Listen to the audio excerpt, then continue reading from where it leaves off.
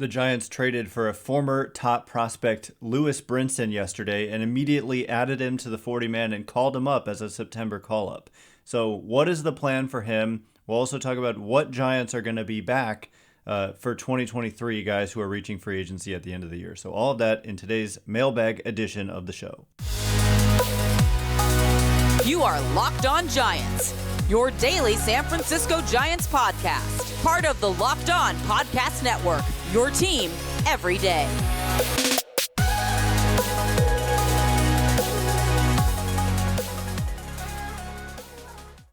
Hello and welcome to Locked On Giants, part of the Locked On Podcast Network, where it's your team every day. My name is Ben Kaspick, and on the show we provide daily episodes Monday through Friday, talking about the San Francisco Giants in a way that's data-driven and rational, but also simple, passionate, and accessible to all. I'm a former contributor for the baseball statistics and analysis websites Beyond the Box Score and Rotographs. I've been podcasting about the Giants since 2015, and I'm a lifelong fan. Thank you for making Locked On Giants your first listen every day. We're free and available wherever you get podcasts.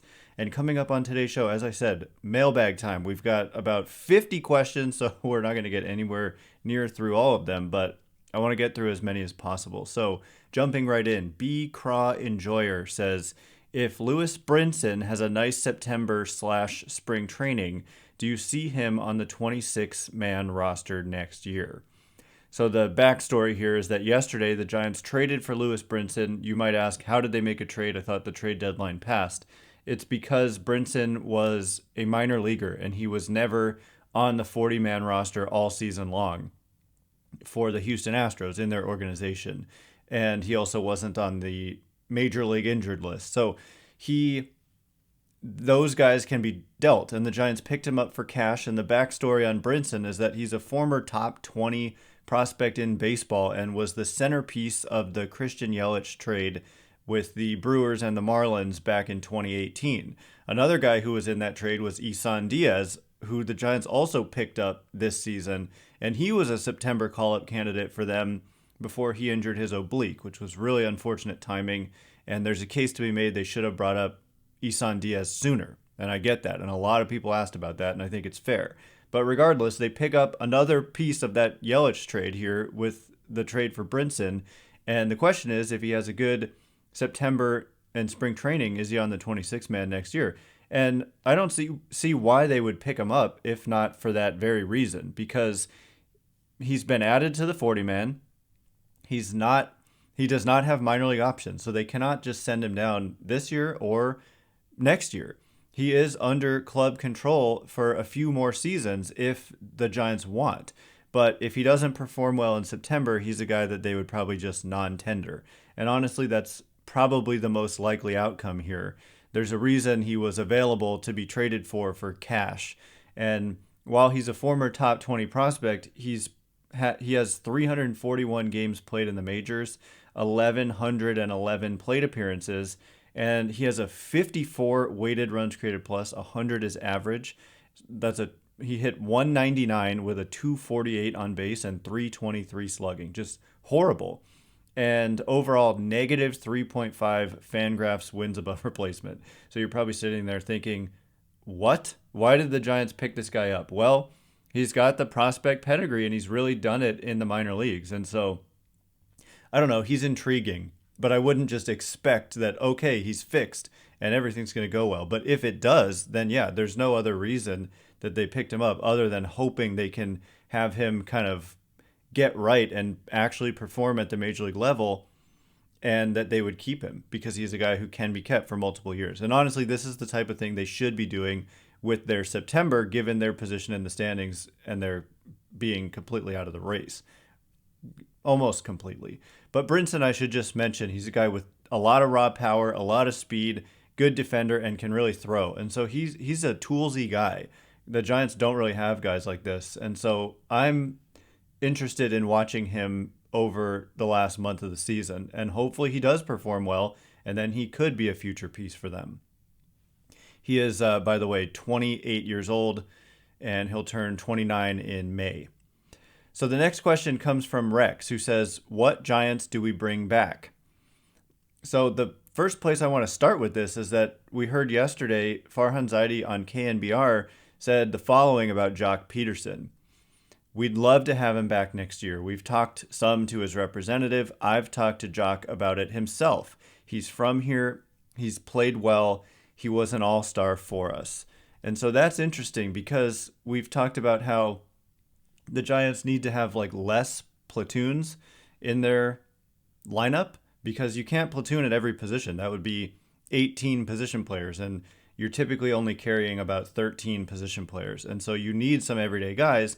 Joc Pederson is not an everyday guy. He is I've said this before, but like you look up platoon player in the dictionary and it's Joc Pederson's face. He is a platoon guy. He's got a long track record of not hitting left-handed pitching and really hitting right-handed pitching, and that's been true this year as well. And he really has, on the whole, hit well against right-handed pitching. But if you are platooning with him, can you also afford to platoon with like Yastrzemski and Slater? I mean, they don't really have an answer to platoon at two outfield positions, let alone three. So I don't know what I'm trying to say. I'm just trying to say that clearly they want to bring him back, but it has some down the road implications that maybe they're not going to stick with another platoon of Mike Yastrzemski and whoever is that right-handed pairing for him. I think maybe you try to just have your one platoon. Maybe it's Slater and Joc Pederson, and then you try to get everyday guys at the other two outfield spots. So in terms of other guys who could be brought back, I hope that Carlos Rodón is a consideration. We talked about this yesterday. They kind of need that frontline talent in their rotation because they're not very good even with Carlos Rodón. So if you lose Carlos Rodón and don't really replace that value in the rotation, you've just got more work to do for the rest of your team. And so I'd like to just bring him back. He's one of the best pitchers in the game right now. And you already have him, so you have exclusive negotiating rights for now. You can give him the qualifying offer, which hurts his value with other teams, but it doesn't hurt the value to the Giants because the Giants wouldn't surrender a draft pick. Other teams would by signing him if you give him the qualifying offer and he rejects it. So I'd like to see Rodón. I'm fine with Pederson as long as it means they get some everyday players at least one outfield spot, but preferably two. And then you can platoon Pederson and Slater or whatever. And then another guy who is going to be a free agent who I think they should bring back is Wilmer Flores. Flores is kind of an invaluable member of this team. And it ended up being a 3-year deal for Flores. It was 2 years plus a club option, and they picked up that option for this year. And he's just done a very nice job for the Giants, and he's pretty consistent. And they have some streaky guys, Joc Pederson among them. And I just like the stabilizing presence of Wilmer Flores. He is 31 years old, so maybe another 3-year deal is not necessarily something you'd want to do. But I could honestly see them repeating the contract they just had, which was 2 years, $6 million guaranteed with like a third year for $3 million as a club option, something like that. So I don't know, Joc, Rodón, hopefully Wilmer, I think would make some sense. And then besides that, I think you're asking about like impending free agents. There are tons of guys who are not impending free agents, and of course those guys will be back. But I won't kind of waste everybody's time with those guys. The one guy I did not mention was Brandon Belt. It's been such a disappointing year for Belt with performance and mostly with the injuries to his knee that I really think this could be the end for him. But we'll talk about him some later on. So coming up in just a minute, we're going to talk about the most surprising current Giant not to make next year's roster, potentially. We'll get into that and many more questions momentarily. But first, are you one of those people who thinks it's okay to drive stoned? What's the worst that could happen? You end up driving below the speed limit? It's no big deal, right? Wrong. The truth is your reaction times slow way down when you're high. You not only put yourself in danger, but everyone around you. Talk about a buzzkill. Stop kidding yourself. It's not okay to drive high. If you've been using marijuana in any form, just don't get behind the wheel. It's that easy. If you feel different, you drive different. Drive high, get a DUI.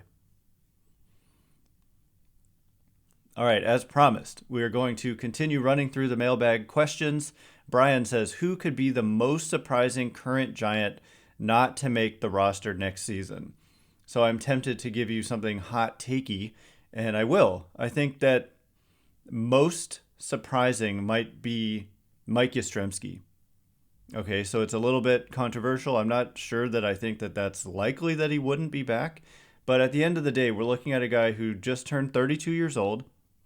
This year has a 91 weighted runs created plus, has just been in a deep slump for like the last 3 months of the season. He does give you some base running value. He does play a good outfield, can play center for you, is kind of a leader of this team. So I would lean towards he probably will be back. But what I just mentioned with Joc Pederson and how they're trying to bring him back, I kind of view Mike Yastrzemski as a platoon player. He's clearly struggled at the plate, even against right-handed pitching, for much of the year. I actually want to pull up the numbers and see. He's been about average against right-handed pitching, which is the strong side of the platoon, with the platoon advantage. And against left-handed pitching, he's just been bad. And that just goes to show you the single-season platoon splits can fluctuate, because at certain seasons he's been good against left-handed pitching, and then in certain seasons he's been dreadful. And so it's one of those things where we kind of just need to assume league average platoon splits and not read so much into, this year he's been good against lefties. In his career, he's actually been decent. 95 weighted runs created plus against lefties, and against righties, a 118 weighted runs created plus. So that's why I kind of lean towards they will bring him back, although I'm just seeing he's clearly struggling. And can you afford to just keep platooning at multiple positions? And if they bring back Pederson, I really do believe Yastrzemski could be a non-tender candidate. The thing is, he's making $3.7 million this year. He'd be in line for a raise. That's just how arbitration works. Even if you don't have a great season, you typically get a raise. So he'd probably be in line for something like $5.1 million if I had to just kind of estimate here. And is Mike Yastrzemski worth bringing back for $5.1 million for 2023 plus 2 more years of club control? I'm not sure. And so that's who I'm saying is probably the most surprising. Next would be Wade. I really, really don't think they can bring back Joc, Yastrzemski, and Wade. And it hurts that a lot of these guys don't have minor league options. Like Wade can't be sent down, and he just hasn't done well. So he's taking up a roster spot, not performing, and you can't send him down. This may be the end of the line for Lamont Wade Jr. with the Giants, and be a weird career. One fantastic year where he was so clutch, and then one year that was just kind of lost. So one of those two, I could definitely see one or maybe both of them not making the team. I also could be way off here. I think Yastrzemski it's not been a good year for him, but I still believe that he could be good based on those overall career numbers I just mentioned. Decent against lefties, pretty good against righties, and a good base runner and a good outfielder is a somewhat valuable package. So those are the guys I'm going to go with, though. Next question comes from Bartlett, who says, fair to say that a GM having the 28th best core after 4 years is a fireable offense. So yesterday, we went into great length talking about this ESPN piece that ranked cores in Major League Baseball, and the Giants came in 28th, and I said that I agreed with it. And cores, meaning guys who are locked up for at least the next 2 years, including prospects. So Marco Luciano, Kyle Harrison, Luis Matos, and even Patrick Bailey made that list of kind of core players for the Giants, but they just don't have a great one. They don't have any elite core players locked up. Logan Webb was their only one who fell into the above average category, which was they defined as 3 to 5 wins above replacement type players.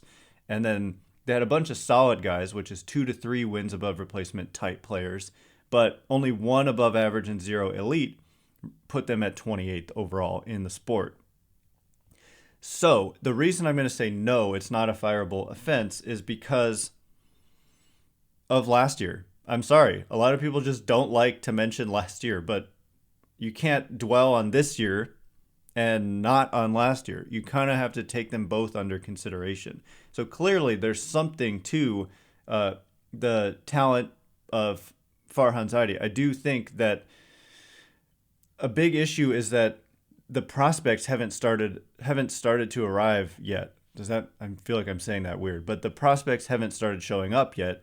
And it's become clear that they need to supplement. But I guess what I'm saying is you're not just going to fire a guy 1 year after he led you to a franchise record in wins. If last year was bad and this year was what it is, then that conversation becomes more legitimate. But given what they were able to do last year, there's at least another season of leeway, I would say. And so it's an important offseason. If it's another kind of mediocre seeming offseason, then they have another bad year and then their prospects fizzle out or whatever, then you start to worry about that. But in the meantime, they're not just going to fire Farhan Zaidi based on overreacting to the current situation. And it is fixable to me. They have financial flexibility. A lot of people kind of confuse what that means. I don't mean, a lot of people think that means they could spend money, but they won't. No, they have all this money freed up. They only have committed next year about $89 million if Rodón were to opt in, which he's not going to. So subtract another $22.5 million, and you're at, $66.5 million committed for next year. And their consistent payrolls have been about $160 million. So when I say financial flexibility, I mean they can reimagine the roster and even get it to this mediocre spending level at about $160 million, and they'd be able to spend about $100 million on 2023 payroll. So they can reimagine. They have the flexibility financially to add different guys and kind of move on from guys who haven't performed well. That's not a perfect estimate because it's not factoring in like arbitration raises and first-year arbitration guys, but it's a decent starting point for the conversation. And so they're still in a flexible position where they can fix this core issue. And that's what it says in the ESPN blurb. It said the Giants will need to supplement or bolster this core through free agency. And he says, and I think they will. And I'm in the same boat. I think that they can and they will and they need to. So it's a very important offseason. And next year, if it's another disappointment, we'll talk about this a little more seriously. Next question. Mario says, what is your honest opinion of Kapler? I have never been around a good coach that doesn't hold themselves accountable for their team's failure. He hasn't done that once this season. I don't quite know exactly what that means. The interviews I've seen from Kapler, he's pretty honest about the performance, and he's saying they have not been good enough. I don't know what you're thinking he should say. I don't know that I ever heard Bochy say anything much different. Like, this is on me. I never heard Bochy say that. Maybe I'm misremembering, but I mean, what is he supposed to say? He's been pretty honest in saying the effort is there, the preparation is there, the fight is there. He was particularly talking about this this last series against the Padres, where they fought back in all the games, but they just couldn't get it done. And he said all those things are good, but ultimately it's just not good enough, and you're judged by winning games or not. And we haven't been able to do that. So I think he's taking accountability. My honest opinion, I do wonder, he's kind of a polarizing figure, and he's outspoken politically, and not everyone is going to agree with him, especially professional athletes from all over the country. And so I wonder if sometimes maybe he could potentially turn people off. And I do, I think about that in terms of being so outspoken with your political beliefs, if that could potentially rub people the wrong way. It's a sensitive subject, but I do just think about that sometimes. And I think he's very smart. I think that he's a little bit self-conscious. And so sometimes there's some strange interactions. He's not the most normal dude, but overall, I think he's smart. And overall, the way that he thinks about the game and manages the game is kind of new school. And I do believe that gives you advantages, but I think it would look a lot better if they had a better roster, and you wouldn't have to be making all these decisions all the time. If you just had, like the Dodgers have, Betts, Turner, and Freddie Freeman, just plug them into the lineup 1, 2, 3. There's no platooning going on there. And last year, what Kapler was doing looked brilliant almost all the time. And so the bullpen, I don't think he's been great at managing the bullpen, but I also think that it doesn't make that much of a difference. And he's not been the worst I've ever seen or anything like that. And Bochy himself was really good in the playoffs, but there were some huge blunders for Bochy, in my opinion, including sticking with Santiago Casillas so long in 2016. They had Will Smith on that roster after the trade deadline, and they never gave him a shot to be anything more than like a middle reliever against kind of a matchup guy, as kind of a matchup guy. And I really believed at the time, and was podcasting at the time and saying this all the time, that why aren't they using Will Smith as a more high leverage guy when they were having bullpen meltdown issues seemingly every night? So that was a big blunder by Bochy. Nobody's perfect. So overall, I think continuity helps. And so I wouldn't be thinking about firing Gabe Kapler. But yeah, I mean, that's kind of my opinion. It's a little bit nuanced, and he's here for the foreseeable future, I would say. So coming up next, the question is, what about Bryce Johnson? Why haven't the Giants given Bryce Johnson an opportunity, especially with September call-ups here? Why did they go get Brinson and not kind of reward one of their own guys? So we'll get to that in just a second. But first, all right, as promised, we're going to talk about Bryce Johnson and why the Giants, they added him to the 40-man roster recently, and they didn't keep him on the major league team very long, sent him back down, and he wasn't a September call-up. So it's CJ who says, do you see any more roster moves before September is over, and why isn't Bryce Johnson getting an opportunity in the bigs this year? And KM McConnell adds, does SF really have no faith that Bryce Johnson can be an MLB player? He's been given 4 at-bats this year, and they just brought Lewis Brinson when they could have given Johnson a chance. I assume that Brinson is a known quantity at this point, so do they really see so little in Johnson? So my general response to this regarding Bryce Johnson is that, number one, I think it's important to look at something like weighted runs created plus when we're looking at these minor league players. And on Fangraphs, if you look up Bryce Johnson, you can see his overall performance, which is impressive when you look at it on its face. A 291 average, a 373 on base, 399 slugging is not great, but that average and on base look pretty nice. But you'll notice that the weighted runs created plus there is 99, which means it's a tick below league average for the league in which he plays. So what I'm saying is league context matters. If you play on the moon, you might, league average might be an 800 batting average, a 980 on base, and a 1200 slugging, whatever it is. And so it matters what the league average is. And in the PCL, it's a very lively offensive environment. And so Bryce Johnson, while the numbers look good relative to major league average, it's actually below average by a tick. It's roughly average in AAA. And so guys don't typically go from being average in AAA to above average in the major leagues. Now, if he could be average offensively in the major leagues, then the defense and the base running could make him a good player. But typically you go from being average in AAA to significantly worse than average in the major leagues. And so this question has come up about Elliot Ramos as well. He's been about 40 points below league average in AAA. And you just don't typically go from being 40 points below average in the minors to anything better in the majors. It's not typically how it works. And so for Johnson, I'm going to be honest, I don't see him play almost ever. I don't know that I've seen a few at-bats here and there, but I don't watch the AAA games. And so I'm only looking at the numbers. And so it's hard for me, and like reading scouting reports, it's hard for me to give an honest and fair evaluation of a guy when I don't watch them play very much. But based on the numbers, I just wouldn't expect much offense out of Bryce Johnson. And with Lewis Brinson, I mean, just by way of example, he has, I think it was a 126 weighted runs created plus in the minor leagues this season. And in his career, he's done even better than that at times. Yeah, so this year is 124. He had a 299 average, a 356 on base, and 574 slugging, the power just being a much more standout commodity. And he can also run and play good defense, similar to Bryce Johnson. I mean, I don't know if it's similar. Again, I don't watch these guys play minor league games, but when Brinson was in the major leagues, he was an elite runner. And so it's also not just about the numbers. They have kind of more advanced analytical tools.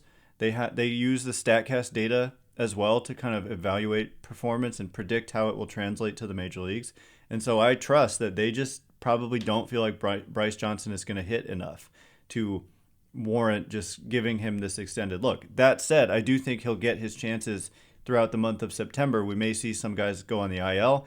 If they feel like certain guys aren't going to be brought back, maybe Lamont Wade Jr. as an example, maybe you cut ties now and just give an opportunity to a Bryce Johnson. So I'm not saying don't give him an opportunity. I am saying I'm more intrigued and would have a little bit more belief that Lewis Brinson would be able to perform than Bryce Johnson.